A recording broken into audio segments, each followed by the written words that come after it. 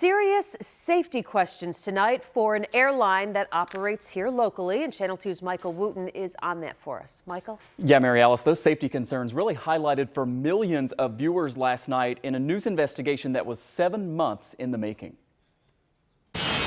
Allegiant Air has been flying out of the Niagara Falls International Airport since 2011. The ultra-low-cost carrier now has direct flights to 3 destinations in Florida. But the airline is now under intense scrutiny, its stock price dropping after this scathing report on 60 Minutes. Allegiant has some of the lowest fares, the least frills, and the oldest fleet in the business. 60 Minutes reviewed service difficulty reports from January 1st, 2016 through October 31st, 2017.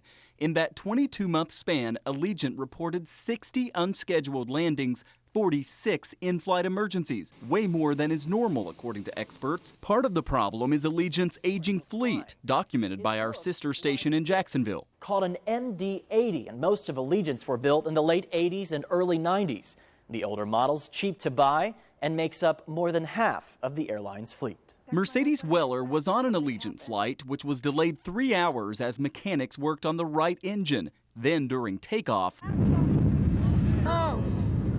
that same engine blew. There was smoke in the cabin and fire coming out of that engine.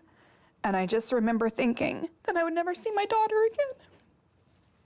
In another Allegiant incident, the flight attendants reported a burning smell immediately after departure. The pilot ordered an evacuation. For that, he was fired. I mean, it's outrageous. What kind of safety culture would allow that to happen? In order to compare Allegiant's safety record with its competitors, the news magazine requested mechanical interruption summary reports from several airlines. Allegiant objected but was overruled. The reports showed Allegiant was almost 3.5 times more likely to have a mid-air breakdown than American, Delta, United, JetBlue, and Spirit. A former NTSB member had this warning. I have encouraged my family, my friends, and myself not to fly on Allegiant. And critics also say the FAA is just not doing enough with all this. Allegiant refused an on-camera interview but said in a written statement that this 60 Minutes report was grossly misleading. They said safety is their top priority. We also reached out to the NFTA, which runs the Niagara Falls Airport, but they referred us to the airline. Wow, it's pretty shocking, and it also involves a lot of people. I mean, they've flown a lot of customers. Yeah, we just got new numbers, something like 70,000 Western New Yorkers and probably Southern Ontario residents as well flew out of the Niagara Falls Airport on Allegiant Airline last year. Wow, interesting report. Yep. Thank you, Michael. You bet.